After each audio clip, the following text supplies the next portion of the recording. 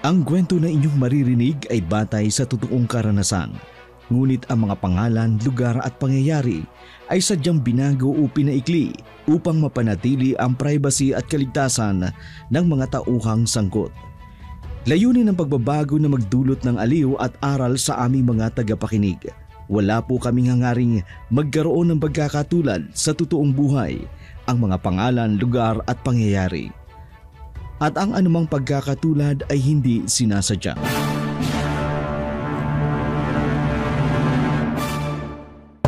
Anak! Anak, bilis! Anak! Bilisan mo! Buksan mo ang pinto! Anak, bilisan mo! Sandali lang po! Nandiyan na!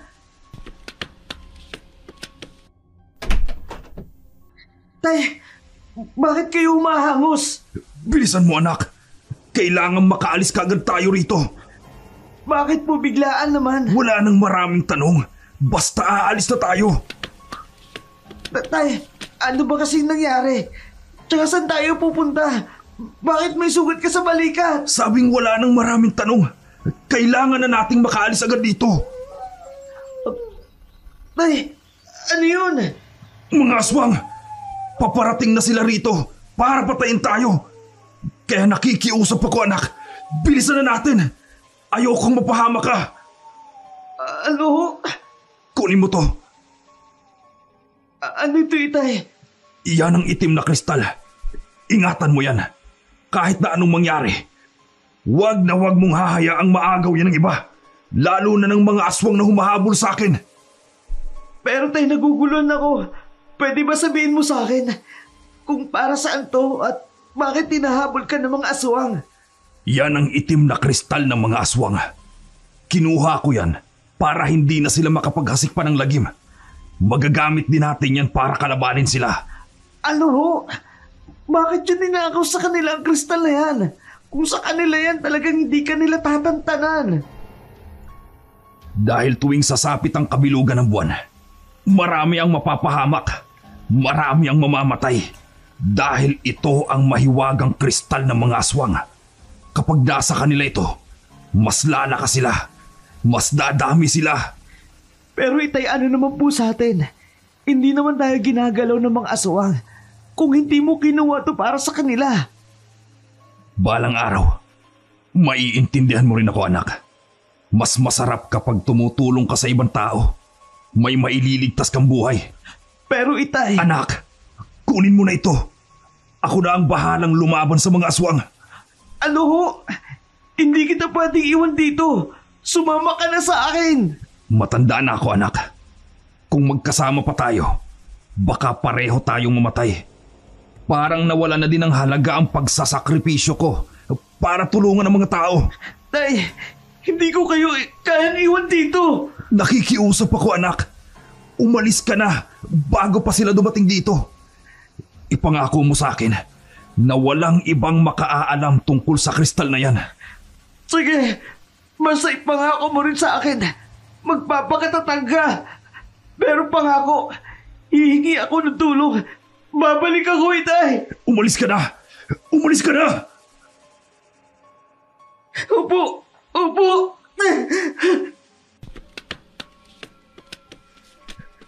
Alam kong hindi ko kayang mga aswang na ito.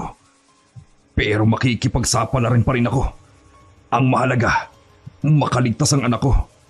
Sana'y huwag na nilang masundan ang anak ko. O Diyos ko, patnubayan mo po ang anak ko. Patnubayan mo po siya. So akala mo ba matatakasan mo kami? Alam kong hindi ako makakatakas sa inyo. Ilabas mo ang ninakaw mong kristala. Wala na sa akin. Kahit anong gawin nyo, hindi nyo mababawi sa akin ang kristal. Itinapon ko na sa malayo, sa lugar na kahit kailan, hindi nyo masusundan. Sinungaling! Hindi mo kami malilinlang. Alam namin nasa pag-iingat mo ang kristal na matagal naming iniingatan. Kahit patayin ninyo ako, hindi nyo makukuha sa akin ang kristal. Gusto mo talaga ng kamatayan? Pues, papatayin ka talaga namin kung hindi mo ibibigay sa amin ang kristal ng mga aswang. Ibigay ko man sa inyo o hindi, alam ko naman na papatayin niyo rin ako. Nasaan ang kristal? Nasaan? Wala na sa akin! Kung wala sa'yo, sigurado akong nasa anak mo. Sundan niyo ang anak niya! Siguradong nasa anak niya ang kristal! Susundan natin siya! Huwag na huwag niyong gagalawin ang anak ko! Kung hindi, magkakamatayan tayo! Matapang ka! Talagang magmamatigas ka! Tama na ang pambibiktima niyo sa mga tao. Kung mapatay niyo man ako, lalong hinding-hindi niyo makikita ang kristal ninyong mga aswang! Walang kwenta kang albularyo! Ilabas mo ang kristal! Ilabas mo!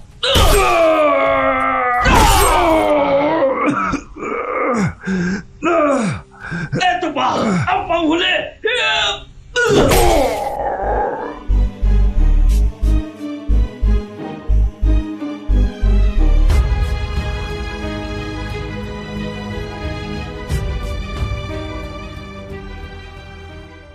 Itay! Itay ko! Itay! Ang sasama nila! Pinatay ka nila na walang kalaban-laban! Kitang-kita ko kung paano kayo pinatay ng mga aswang na yun! Patawarin niyo ko, Itay, kung wala akong nagawa para ipagtanggol kayo! Nasa di kalayuan lamang ako nag-aabang ng pagkakataon! Itay! Kahit na anong mangyari, ingatan mo ang kristal na yan. Huwag na huwag kang papayag na mabawi nila ang itim na kristal na yan para hindi na sila makapaghasik pa ng lagim. Oo, Itay. Iingatan ko po ang kristal nilang ito. Hindi nila ito mababawi sa akin. Mangako po, Itay. Ito rin po ang gagamitin ko para maipagiganti kita sa mga walang habas na gumawa nito sa'yo. Hahanapin ko ang mga aswang na yon.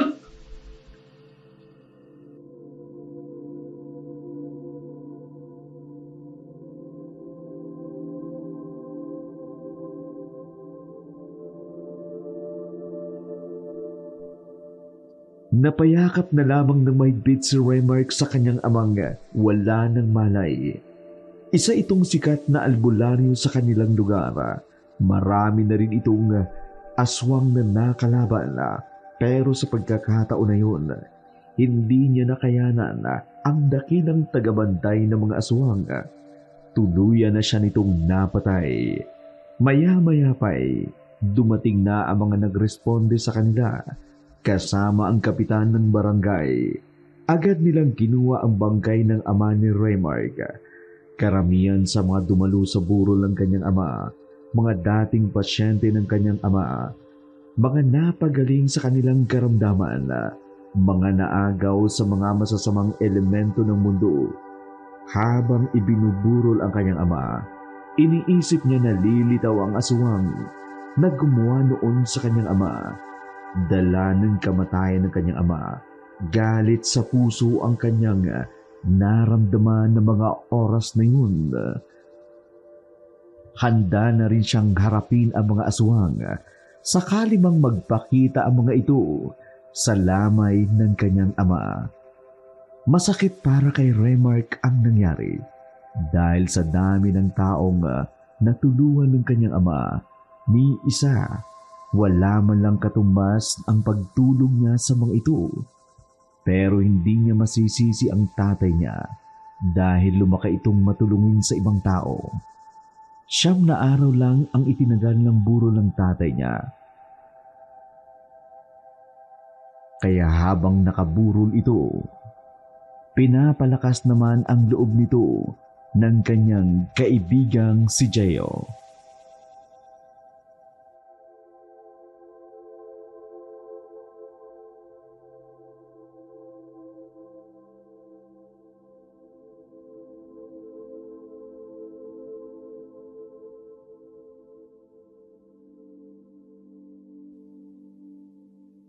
Tol, kape ka muna. Salamat. Nagsipag-alisan ng mga nakilamay. Baka gusto mo magpahinga muna. Ako muna magbabantay sa tatay mo. Salamat, Tol. Simula nung naiburol si tatay, nandiyan ka lagi. Hindi mo ko iniwan. Okay lang yun. Parang tatay ko na rin naman ang tatay mo. Halos dito na rin ako nakikikain sa inyo. Napakalaki rin ang utang na loob ko sa inyo. Pero salamat din talaga sa pag-alala mo sa akin. Walang anuman yun, Tol. Ang lalim naman yata ng iniisip mo. Bakas ko sa ekspresyon ng mukha mo. Iniisip ko lang, pagkatapos ng libing, paano ako magsisimula? 14 anyos pa lang ako. Nangulila na ako sa aking ama. Hindi ko alam kung paano ko haharapin ang bukas. Wala kang pagpipilian, kundi ang maging matatag. Oo, dahil may kailangan akong gawin pagkatapos mailibing ni tatay. Ano yun? Ang hanapin kong pumatay sa kanya. Hayaan mo na lang sa mga pulis ang kaso ng pagkamatay ng tatay mo. Alam ko, hindi nila matututukan ang pagkahanap sa pumatay sa tatay ko. Naniniwala ka talagang aswang ang pumatay sa kanya? Oo, dahil kitang-kita ng dalawa kong mga mata kung paano nilang pinatay ang tatay ko. Alam ko magpapakita yun sa burol ng aking ama. Ano? Hindi ako pwedeng matulog. Dahil alam ko, dadalawin nila ang tatay ko. Alam ko magpapakita yun. Huwag ka namang manakot ng ganyan. Kakaunti na lang nga nandito. Matatandang babae pang naririto. Paano natin malalabanan ng aswang? Saglit lang ha. Parang may nararamdaman ako. Ha? Ano naman yun? Parang kanina ko pa napapansin na may nakatingin sa atin. Ha? Wala naman ah. Ano ba pre? Huwag kang manakot ng ganyan. Tayo na nga lang ang tao rito. Umalis na yung iba. Totoo ang sinasabi ko, pre. Kanina pa to. Hindi ko lang alam kung saan siya nakapwesto. Hoy pre ha, kapag hindi ka tumigil dyan, aalis na rin ako. Naririto ang aswang. Tumigil ka nga. Marinig ka nga ng mga nakikilamay dyan eh. Magsipag-alisan pa yung mga yan. Eh di tayo na lang nga nandito. Hoy! Lumabas ka dyan! Magpakita ka! Harapin mo ako!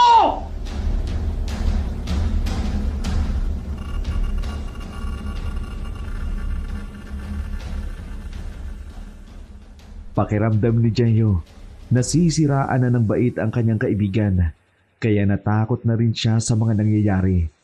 Hindi niya rin iniwan ang kanyang kaibigang si Raymark hanggang sa mailibing ang ama nito. Pagkatapos mailibing ang ama ni Raymark, pinilit nitong lumaban sa buhay at umasang isang araw magkakaharap sila ng aswang na pumatay sa kanyang ama. Hindi pa rin humuhupa ang kanyang galit sa mga aswang na pumatay sa kanyang ama. Alam niyang wala namang maniniwala sa kanyang sasabihin na aswang nga ang pumatay sa kanyang ama. Kaya kahit ang mga pulis, hindi rin naniniwala na aswang nga ang pumatay sa tatay nito. Kaya halos mawala na rin siya ng pag-asa na matutulungan siya ng mga ito. Lumipas pa ang mga araw. Namuhay ng normal si Raymark at ang lagi nitong kaagapay ang kanyang kaibigang si Jeyo. Isang umaga, nabulabog na lamang si Raymark ng katok ng kanyang kaibigan.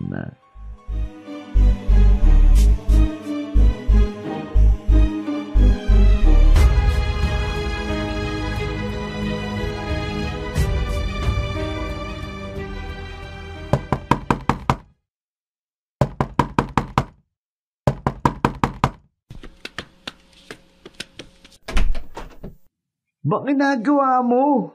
Alam mo namang natutulog yung tao, istorbo ka naman. Ano ka ba naman, pre? Magmumukmo ka na lang ba dyan? Tara na, manghuli tayo ng isda. Ikaw na lang. Wala na akong gana. Nawala na ako ng gana sa lahat. Alam mo, pre, hindi matutuwa ang tatay mo pag nalaman niyang nagkakaganyan ka.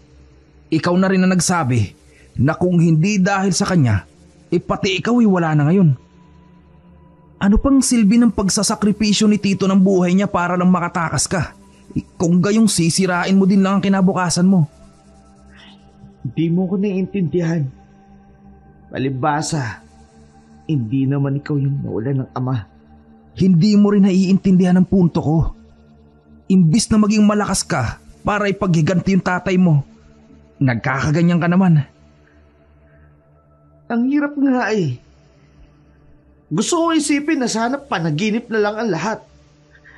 Na sana buhay pa yung tatay ko. Pre, kung totoo man ang sinasabi mo lalo na tungkol dun sa mga aswang, kailangan mo maging malakas. Sige na nga. Gutom na rin ako. Kaya kailangan ko ng may pang-uulam ngayon. Oh, tingnan mo na. Hay nako pre. Tara na nga at nang makarami tayo ng isda.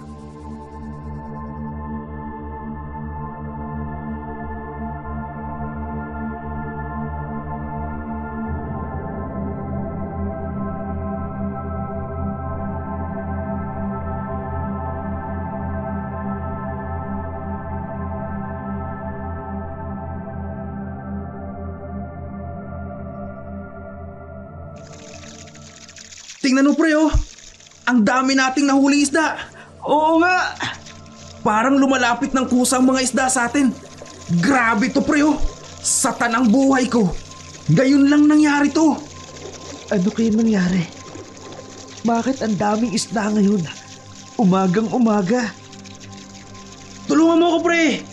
Hilahin natin ang maliit na lambat na inihagis natin kanina. Sige. Ang dami kang isda. Oo nga pre, ang dami. Isa dami nga ng isda eh. Baka hindi kayanin ng maliit na bangkang dala natin. Grabe oh, ang dami talagang isda.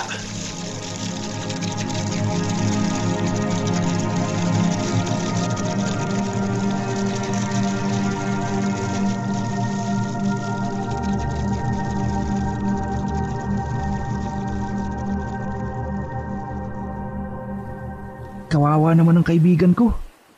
Hanggang ngayon, hindi niya pa rin nakakalimutan ang tatay niya.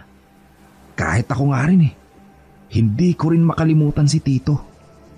Hindi nga rin ako makapaniwala na wala na siya. Ang dami talagang isda.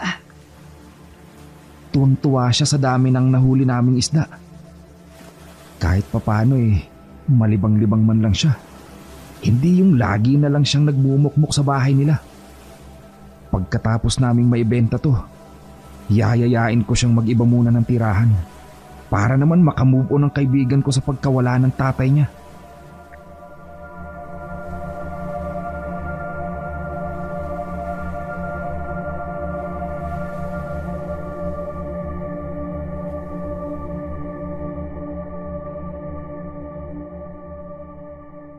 Grabe pre oh, laki ng pinagbentahan natin dito sa nahuli nating mga isda. Oo nga tol. Alam mo, hindi pa rin talaga ako makapaniwala. Para bang may swerte kang dala ngayon ah. Sa tanang buhay ko kasi, ngayon lang ako nakaranas ng ganong kadaming huli ng mga isda.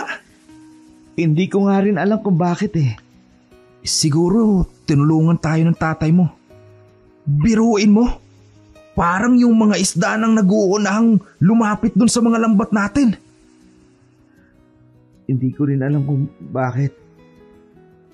Kung paano talaga nangyari yun. Naku, dumidilim na ang paligid.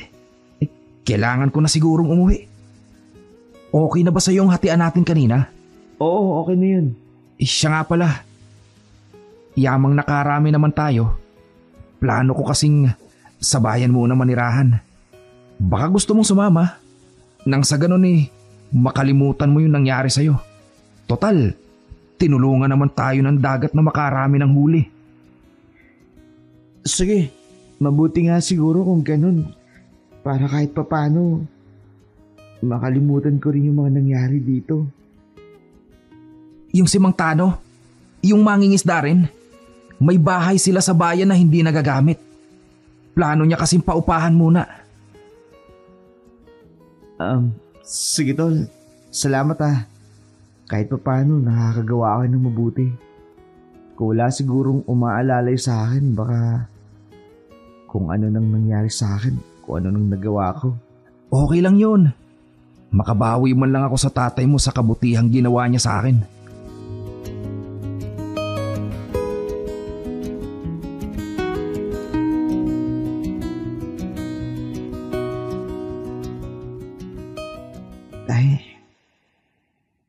Patawad po kung kinakailangan kong umalis dito.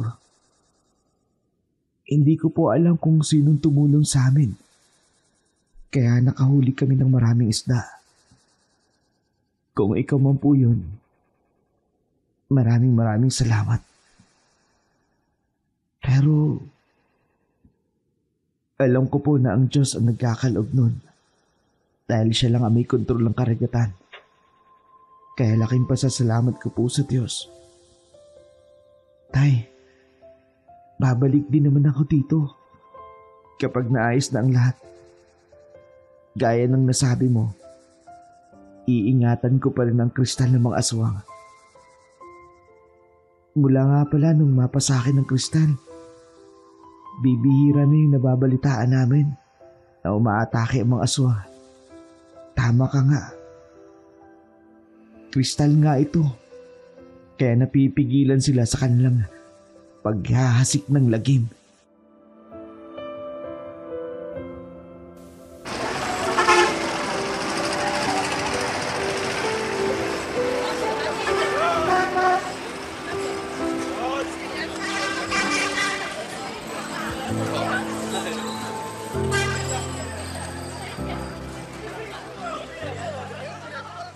Okay na rin itong maliit na bahay na nilipatan namin.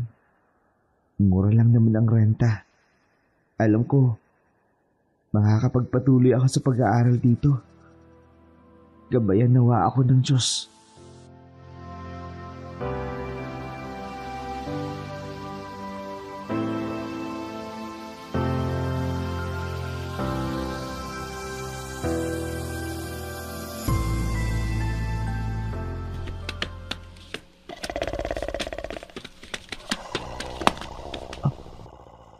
Anong tunog yun?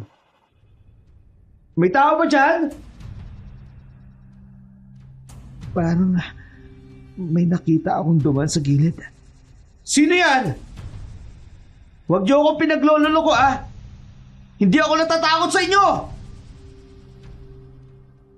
Ano yun? Pag ako nagkaalit huwag niyo akong susubukan! Anong kailangan niyo sa akin? Ang lakas ng loob ninyong harangin ako. Sino ka? Ibalik mo sa amin ang kristal. Anong kristal ang pinagsasabi niyo? Huwag ka nang magmaang-maangan pa. Alam namin anak ka ng mapanlinlang na si Segundo. Ikaw ang pumatay sa tatay ko? Oo. At kami rin ang papatay sa'yo kapag hindi mo ibinalik ang kristal ng mga aswang. Wala akong alam sa sinasabi niyo. Manang-mana ka sa tatay mong sinungaling. Teka, bitiwan niyo ako. Nakita mo siguro kung paano ko pinatay ang tatay mo. Kung ayaw mong matulad sa kanya, ibalik mo sa akin ang kristal nang sa ganun magawa namin ang aming plano. Wala akong alam sa sinasabi niyo. Ano ba? Itiwan niyo ako. Nang mamatigas ka pa, pues harapin mo ang kamatayan mo. Itiwan mo siya!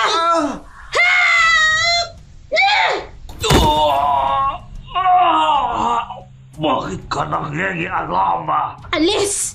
Pakialamera! Pakawalan mo siya. Kung ayaw mong tapusin ko ang buhay mo.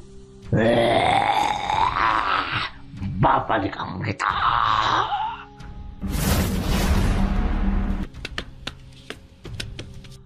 Ayos ka na ba? Sino ka? Bakit mo ko tinutulungan? Halika, kumapit ka sa akin na makatayo ka. Salamat. Hindi mo pa sinasagot ang tanong ko. Sino ka? Bakit parang takot na takot sa'yo ang aswang na yun? Ha? Hindi ko alam kung bakit sila natakot sa akin. Ako nga pala si Maria. Matagal na akong naninirahan dyan malapit sa bayan. Pauwi na sana ako nung makita kitang sinunggaban ng aswang. Hindi ka ba natatakot sa kanila? Hindi. Sanay na akong makipaglaban sa mga aswang. Ikaw, bakit parang hindi ka naman natakot kanina? Sila yung pumatay sa tatay ko. Wala man lang ako nagawa ng mga oras na yun. Kaya hindi na bago sa akin ang makaharap ang aswang. Ganun ba? Ikinalulungkot kong marinig ang sinapit ng tatay mo. Ayos lang. Oo nga pala. Saan ka ba nakatira? Iatid na kita sa inyo. Baka balikan ka pa ng mga aswang niyon dahil sa ginawa mong pagtulong sa akin. Hindi na. Kaya ko naman ang sarili ko. Ikaw na lang ang iahatid ko. Baka ikaw pa yung balikan ng aswang. Mukhang may gusto silang kunin sa'yo. Anong ibig mong sabihin? I mean, parang ikaw talaga yung sadya nila. Hindi ba? Hayaan mo na yun. Uuwi na pala ako. Kailangan ko pang linisin yung mga isdang ng hoodie namin. Sige, ihahatid na kita. Hindi na. Ayun lang naman yung bahay namin, oh. Kaya nga, ihahatid na kita. Tapos uuwi na ako. Makulit ka rin, no? Sige, ikaw ang bahala.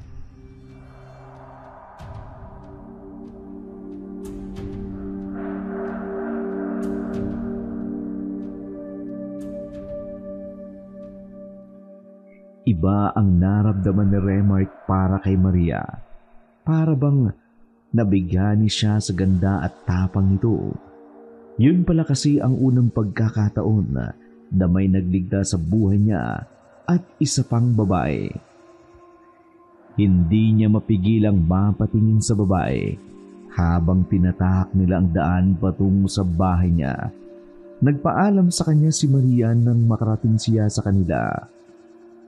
Gusto pa sana niyang kilalanin ang dalaga pero alam niyang hindi iyon ang tamang pagkakataon. Agad niyang nilinis ang mga nahuli niyang isda. Saka siya nagpahinga. Hindi mawala sa isip niya ang mukha ng dalaga hanggang sa tinamaan na siya ng antok. Kinabukasan, maaga siyang nagising.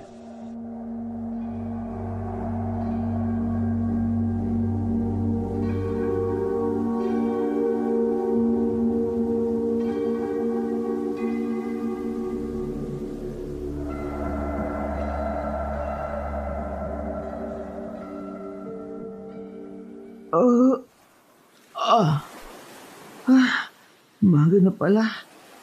Naku, nakalimutan ko tuloy si Jeyo. Hindi ko na malayan. Nakatulog ako. Hindi ko alam kung pupunta pa ba siya rito. Asan na kaya yung lalaki niyon? Pati siya hindi na nagpakita. Ay, yan ko na nga lang. Pupunta na nga lang ako sa maliit naming bangka para ayusin ang mga lambat. Pupunta naman yun kapag nakita niyang wala ako rito. Tama. Yun na lang gagawin ko. Ay, kailan ko kaya makikita si Maria? Ang ganda niya talaga. Buti na lang nakapagbaon ako ng tubig. Uuhawin ako sigurado nito. Teka, si Maria ba yun? Ano yung ginagawa niya dito sa tabing dagat? Tsaka, sino yung lalaking kausap niya? Teka, paalis na yung lalaki. Tama-tama, pupuntahan ko siya.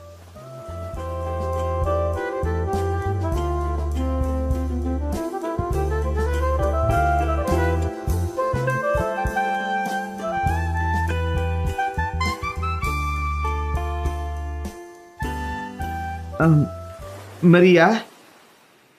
Oh, Raymark, anong ginagawa mo dito? Eto, mag-aayos ako ng bangka sa pangingisda namin kasi nandito kasi yung bangka namin. Oh, ganun ba? May kasama ka? Ngayon, wala. Pero yung sa pangingisda, yung kaibigan ko kasama ko. Pero siguro susunod na lang yun. Nga pala, wag mo sanang mamasamain. Okay lang ba kung magtanong ako sa'yo kung sino yung lalaking kasama mo kanina? Yun ba? Kapatid ko yun. Dalawa na lang kasi kaming naiwan sa buhay. Wala na kasi kaming mga magulang. Mukhang may kaya siguro kayo, no? Tsaka nasa lahi niyo talaga yung gwapo at maganda. Naku, sa pananamit lang yan. Huwag ka nga mambola. Halika, tutulungan na lang kita sa ginagawa mo. Hindi ako namubola. Sigurado ako, totoo ako sa sinasabi ko. Ang ganda ng damit mo. Ikaw talaga, masyado kang palabiro. At sigurado ka ba tutulungan mo ko? Oo, dito na ako namulat sa mundo. Kaya alam kong trabahong pangingisda. Nakakahanga ka naman. Huwag mo akong hangaan. Di wag. Palabiro ka talaga. Paano kasi ang dami mong alam? Alam mo, hindi pa man kita lubusang kilala pero pakiramdam ko, ang gaan-gaanan ng loob ko sa'yo. Parang hindi ka mahirap pakisamahan. Ang gaan-gaan mong kausap. Paano mo nasabi? Hindi mo naman ako kinakarga. Hindi, kapag may sinasabi ako, parang ang dali mong kausap, ang dali mong mag-response, parang okay lang sa'yo ang lahat, di ba? Hello siya?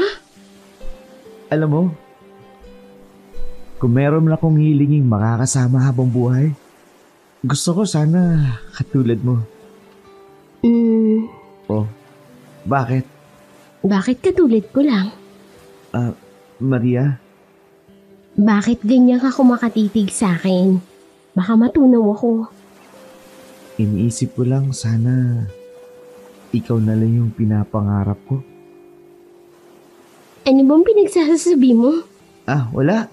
Kalimutan mo na lang yun. Ay, di kalimutan. Hindi nga. Hindi, gusto ko maging totoo sa'yo. Noong unang araw pa lang na tinulungan mo ko na harapin yung mga aswang, nahulog na ako sa'yo eh. Gusto ko lang malaman mo na masaya akong kausap ka at kasama ka. Easy to get. Bakit ka ngumiti? Gusto ko lang malaman mo na kung ano man yung nararamdaman mo, ganun din ako. Masaya din akong kausap ka at kasama. Palagi ang loob ko sa'yo. Maria? Ano ka ba? Tama na ang katititig mo sa akin. Para na ako matutunaw dyan sa tingin mo eh.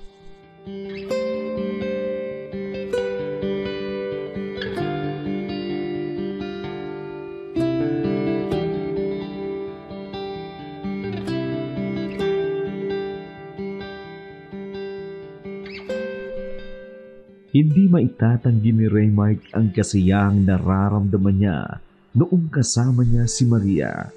Para sa kanya, matagal na silang magkakilala. Tuluyan na ngang naamin ni Raymark sa sarili niya na sa unang tingin niya pa lang kay Maria, nahulog na siya rito. Masaya silang nagtutulungan sa pag-aayos ng bangka para sa pangingisda. Samantala, sa kabilang dako naman, pumunta si Gio sa palengke para bumili ng bigas. Hindi pa kasi siya dumadaan kay Raymark, kaya hindi niya alam kung umalis na ito. Dumiretso siya sa suki nila sa palengke. na si Mang David para bumili ng bigas.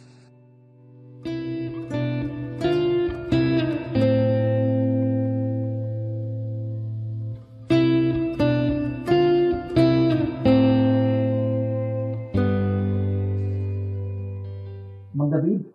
Oh, ikaw pala, Jayo. E di kaya yata sumama kay Remark sa pangingisda. Kaya naman pala iba yung kasama niya. Ho? Galing ako kanina sa bangka bago ako tumiretso dito at nakita ko si Remark na may kasamang babae. Sigurado ba kayo dyan, Mang David? Wala naman pong nasabi sa akin si Remark. Anong akala mo sa akin nagsisinungaling? Oo, nakita ko sila. Kararating kong halang din ngayon dito. Sino naman po kaya yun? Si Maria. Maria? Kilala niyo po ba yung babaeng yun? Oo, atin-atin lang to. Ayokong masangkot sa gulo at baka balikan nila ko. Aswang si Maria. Madami na silang nabiktima rito. Wala nang gustong kumalaban sa kanila dahil si Maria ay kabilang sa mga makapangyarihang mga aswang. Kailangan ko na pong umalis. Ito na po yung bayad, Mang David. Salamat po ulit. Sige, mag-iingat kayo sa babaeng yun. Mapanlin lang ang mga aswang, lalo pat may hinahanap sila sa isang tao na hindi nila ito tatantanan hanggat hindi nila ito nakukuha. Oo nga pala, sandali lang, may kukunin lang ako. Hahantayin mo ko dyan. Hay, saan ba yun? Eto. Isuot mo ito. Anting-anting ito. Kapag nakita ito ni Maria, magwawala siya. Bakit po? Para saan po ba to? Ay, kasasabi ko lang anting-anting Pangontra yan sa mga aswang. Ayaw na ayaw nilang masinagan ang kanilang mga mata ng ganyang agimat. Bakit po ang dami niyong alam tungkol po sa mga aswang? Kaibigan ko ang tatay ni Remark. Kaya lang, tinalikuran ko ang pagiging albularyo nang mamatay ang asawa ko. Para sa akin, wala nang silbi ang pagiging albularyo ko dahil hindi ko malang nagawang isalba ang buhay ng asawa ko sa mga aswang. Kinalulungkot ko pong marinig yan. Naku, kailangan ko na pong puntahan si Remark. Baka kung ano pa pong mangyari sa kanya. Sandali. Ano po? Mag-iingat ka. Yun lang naman. Sige na. Sige po. Kailangan ko na pong puntahan si Remark. Baka kung ano po yung mangyari pa sa kanya kapag nagpatuloy siya sa pakikipag-usap dun kay Maria. Ay nako, sige na nga. Kailangan niyang malaman ito bago pa maging huli ang lahat. Lalo pat saksi ako kung paano niya kamuhian ang mga aswang.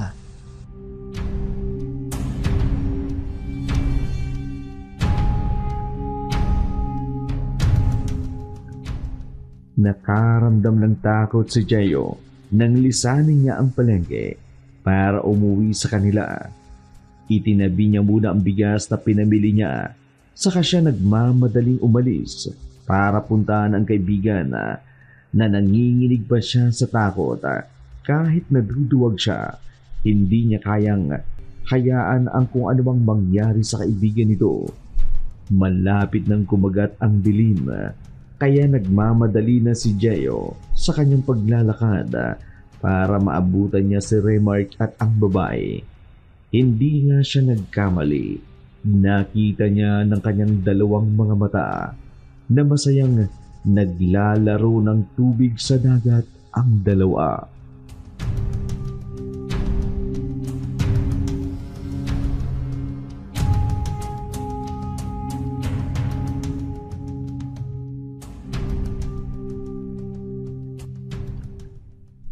Bakit parang wala namang kakaiba sa babaeng to? Pero kahit kailan hindi naman nagsinungaling sa akin si Mang David. Silang nakakaalam dahil matagal na silang naninirahan dito. Ano ba itong nararamdaman ko? Mukha namang masaya si Raymark At saka yung babae. Mukha namang hindi gagawa ng kasamaan. Sana hindi kaswang. Para hindi masaktan ng kaibigan ko. Ay, mapuntahan na nga lang sila.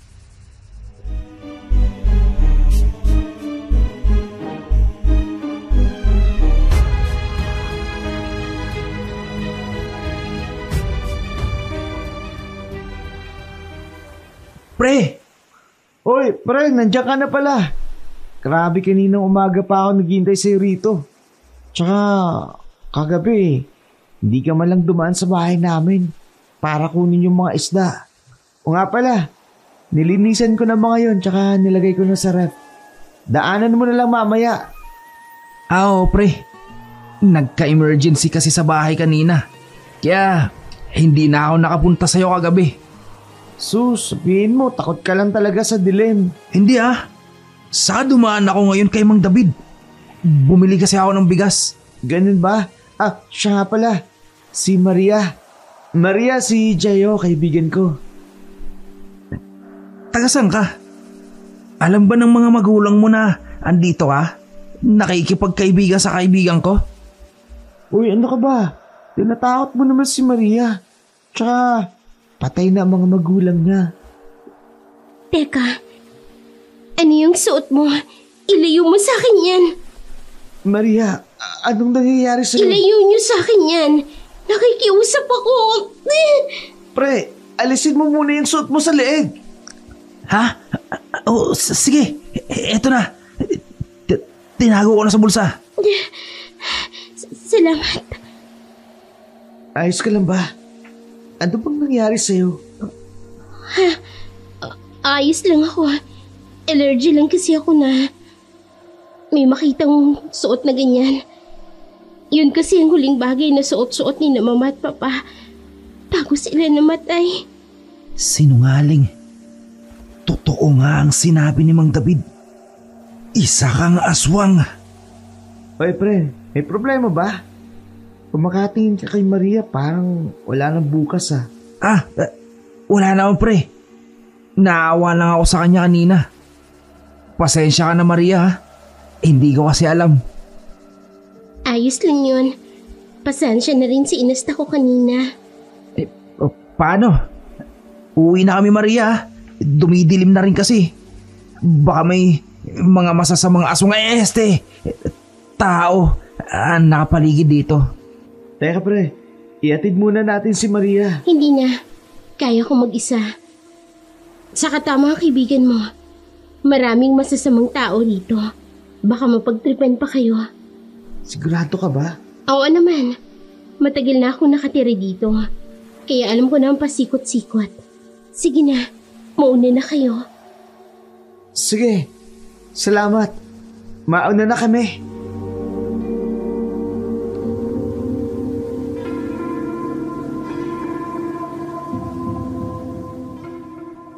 Hindi malaman ni Raymark kung bakit hanggang pag-alis niya, iba ang ikinikilos ng kaibigan para bang may itinatago ito. Habang tinutungo nila ang daan pauwi, hindi ito kumikibo. Madadaanan lang naman kasi ang bahay nila Jayo bago makarating sa bahay nila Raymark. Kung manggagaling sila sa dagat, kaya nagtataka siya. Hindi man lang ito nagpaalam ng aktong tatalikuran na siya para pumasok sa loob ng bahay. Bago pa man siya mainis kay Jayo, agad niya nang hinawakan ito sa balikat para tanungin kung ano ang nangyari.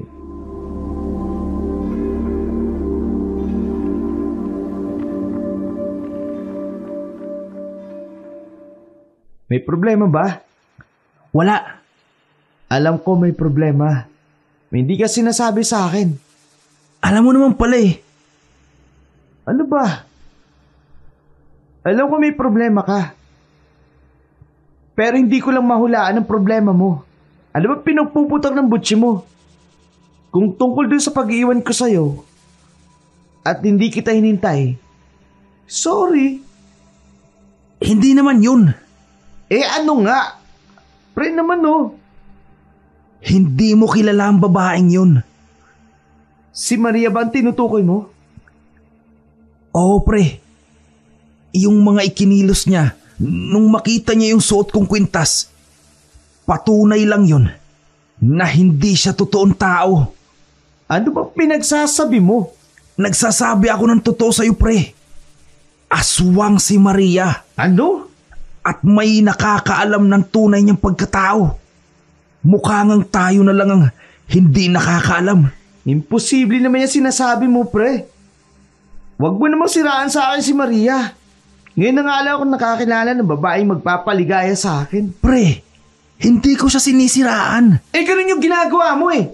Maniwala ka naman pre. Iniiwas lang kita sa maaaring mangyari sa'yo. Ayoko lang na mapahama ka. Hindi ako naniniwala sa'yo. Kung galit ka sa kanya, pwede mo namang sabihin sa akin.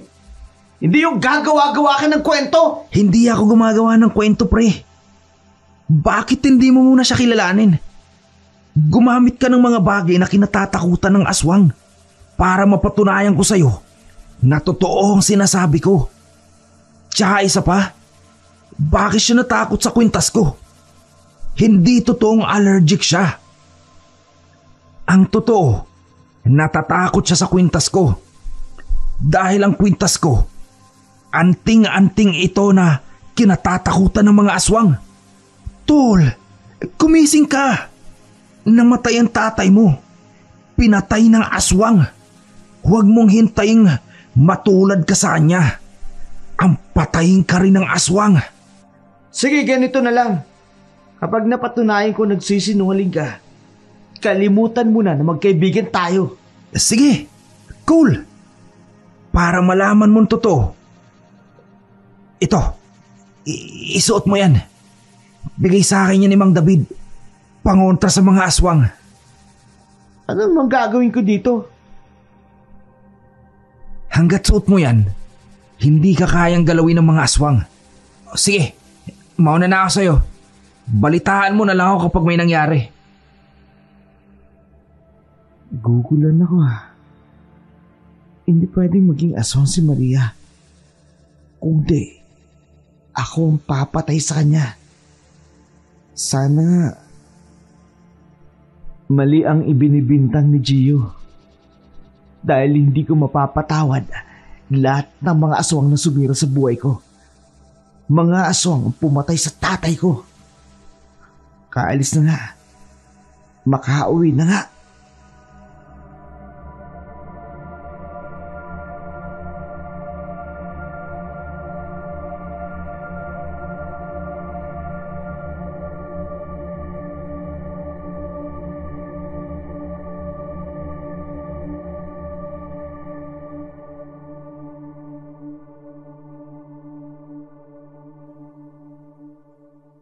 Teka, si Maria yun Tsaka, parang kilala ko yung lalaki yun. Susundan ko para malaman ko ang sagot. Anong ginawa nila sa bahay ko? Ano? May nahanap ba kayo? Mamula. Tonto! Hanapin niyo ang kristal na yun. Kailangang mapa sa kamay natin ng kristal sa lalong madaling panahon. 3 araw na lang kabilugan na ng buwan. Kapag hindi natin nahanap yun, lahat tayo mamamatay. Sige po, Mama. Hahanapin po namin Pinapahirapan mo ko, Raymar. Dapat noon palang isinama na kita sa pagpatay ko sa tatay mo. Maria. Kuya. Ano? Wala pa rin ba kayong balita sa kristal na yon? Hanggang ngayon, hinahanap pa rin namin. Ano ba kasi ginagawa mo? Hanggang ngayon hindi mo pa rin nakukuha ang loob ng lalaking yon. Humarang kasi yung kaibigan niya sa akin kanina. May dalang anting-anting. Ano? Sino kayo nagbigay nun? Wala nang ibang pumasok sa isip ko. Kung hindi si David. Ang matandang yun. Mukhang alam na rin ng kaibigan niya ang sikreto ko. Pero alam kong ako pa rin ang paniniwalaan ni Raymar. Siguraduhin mo lang na hindi ka papalpak sa plano, Maria. Konting araw na lang ang natitira para sa atin. Kung hindi, lahat tayo ay mamamatay. Hindi ko kalilimutan ang trabaho ko, kuya. Sige na. Umalis na tayo dito at baka dumating pa ang lalaking yun. Maabutan pa niya tayo. Oo nga pala. Anong gagawin natin sa kaibigan ni Raymart? Patayin mo. Kailangan walang sagabal sa mga plano natin.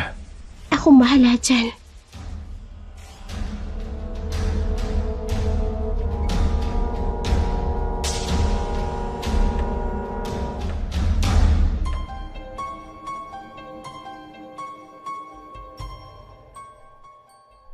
Totoo nga ang sabi ni Gio. Hayop ka, Maria. Niloko mo ko. Nilinlang mo ko. Ganun pala kahalaga sa inyong mga aswang. Ang kristal na to. Mabuti na lang pala dala-dala ko to. Dahil kung hindi, patuloy kayong papatay ng tao. Teka sandali. Papatay nila si Gio. Kailangan ko tulungan ang kaibigan ko. Ito na siguro ang pagkakataon para harapin ko ang mga aswang na yan. Naganda na nga si Remark dahil buo na ang desisyon niyang harapin ang mga aswang na pumatay sa kanyang ama. Alam niyang delikado ang gagawin niya. Pero kailangan niyang pigilan ang paghahasik ng mga aswang sa kanilang bayan para walang masaktan na ibang tao. Inilagay niya sa bulsa niya ang kristal at sinuot ang anting-anting. Sa puntong yun, nakaramdam siya ng takot para sa kaibigan dahil alam niyang walang kalaban-laban ito gayong nasa kanya ang pangontra sa mga ito. Samantala, sa kabilang dako naman, nakarinig ng sunod-sunod na katok si Gio. Akala niya ang kaibigan niyang si Remark ang kumakatok.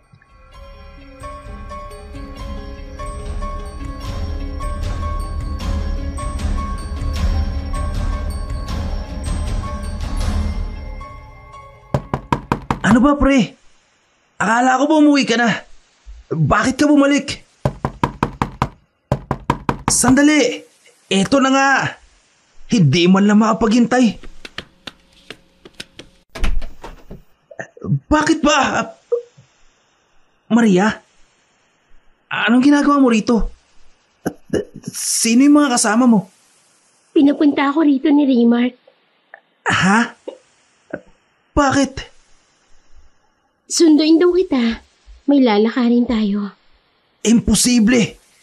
Magkasama kami kanina at kauuwi niya lang. Sasama ka ba? O gusto mong saktan pa kita? Dali na yan! Bitiwan niyo ako!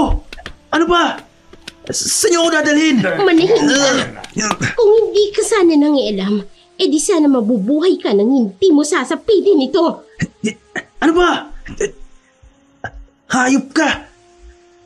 Anong ginawa namin sa'yo? Hindi ba nasabi ni Raymart sa'yo na may ninakaw ang tatay niya sa aming angkan? Hindi ko alam ang sinasabi niyo. Wala akong alam. Kaya bitawan niyo ako. Vital, Ano ba? hindi naman namin makita kay Raymart ang hinahanap namin. Ano kaya kung patayin ka na lang namin? Patayin niyo na ako! Masyado ka namang excited mamatay. Ayaw mo bang makita ang sarili mo kasama ang mahal mo sa buhay? Pwede ba? Kung papatayin niyo ako, patayin niyo na. Hindi yung patatagalin niyo pa. Sige, kung yan ang gusto mo, pagbibigyan kita.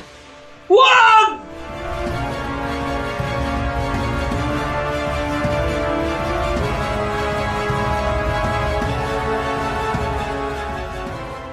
Ito ang gusto nyo, di ba? Ito ang hinahanap nyo! Ito ang dahilan kung bakit pinatay nyo ang tatay ko! Ibalik mo sa amin yan. Ganun ba kahalaga sa'yo ang kristal na to? Para pumatay kayo ng tao walang kalaban-laban? Ang tatay mo ang nanlinlang sa amin para nakawin niya ang kristal na yan. Kaya ibalik mo sa amin yan. Bitiwan mo ang kaibigan ko!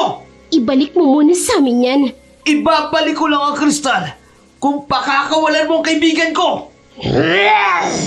Sige, pakawalan yan. Pre, huwag na huwag mong ibabalik sa kanila ang kristal na yan. Kung hindi, maghahari na ang mga aswang sa mundo. Huwag kang mag-alala. May plano ko. Amin na ang kristal! Sandali! Eto na! Tara na, pre! Takbo! Bilis! Sige, sige, pre! Dali! Oh, pre!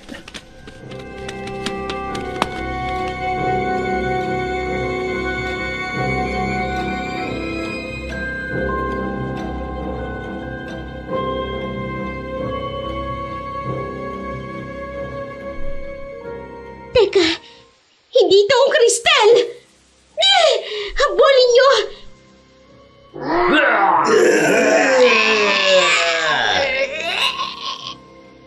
Akala niyo makakalayo pa kayo? Nilinlang mo ko. Nilinlang mo kami katulad ng ginawa ng tatay mo sa amin. Hindi na kayo makakatakas pa!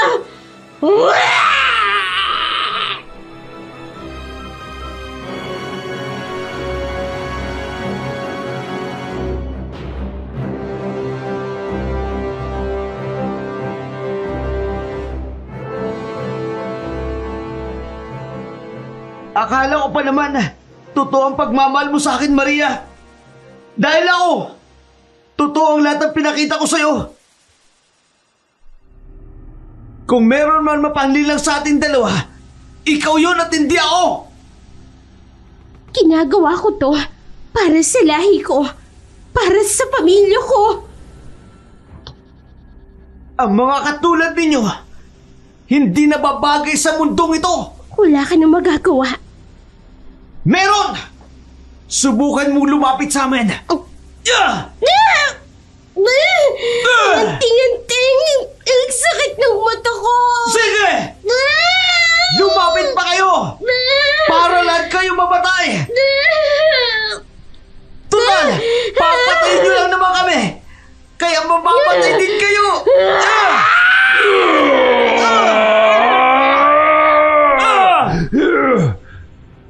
Ito ang nararapat sa inyo! Namnamin ninyo ang kapangyarihan ng lating ko!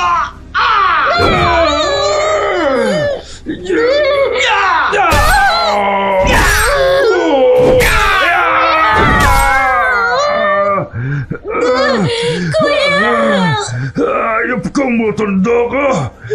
Dapat doon pa man! Pinatay na kita! Eto pa!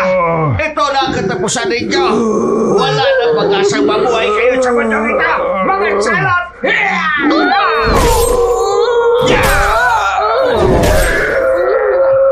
Tumakas na kayo! Remike! Geo! Hindi namin kayo pwedeng iwan dito! Kaya ko na sila! Iligtas nyo ng sarili nyo! Matanda na ako! Kaya kung ano man mangyari sa akin, tatanggapin ko! Hindi mo! Lalabanan natin sila! Lalabanan ko sila! Dahil gusto ko rin ipaghigan ng tatay ko sa ginawa nilang pagpatay dito! Akin ang lating ko na yan! Teka! Akin na yan! Ako na lang gagante! Ako nilang ho! Ako ang harapin nyo!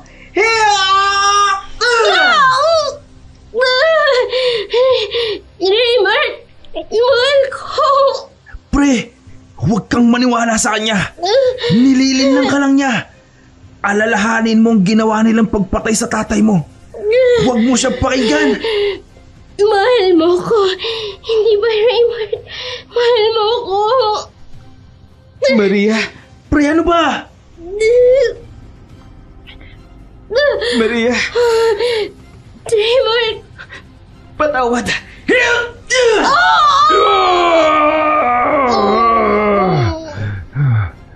Isa pa!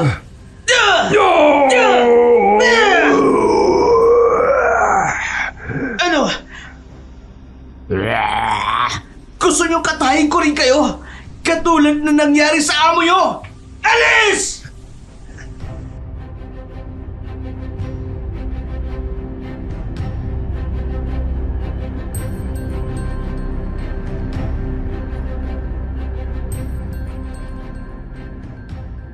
Pre, Bakit mo hinayaang makatakas? Yaan mo na sila. Ilang araw din ang sasapit, kabilugan na ng buwan. Mawawalan na sila ng kapangyarihan. Kung sa bagay, Mang David, ayos lang po ba kayo? Oo. Alam ko matutuwa ang tatay ni Remike dahil sa wakas, hindi nawala ng halaga ang pagsasakripisyo niya para mailigtas ang mga tao. Kaya nagpapasalamat ako sa inyo, Remike. Walang anuman po. Masakit man po sa akin. Dahil napamahal din sa akin si Maria. Pero talagang ganun ang buhay. Minsan, hindi natin nakikita sa isang tao kung mabuti ito o masama. Pinahanga mo ako. Katulad ka ng tatay mo.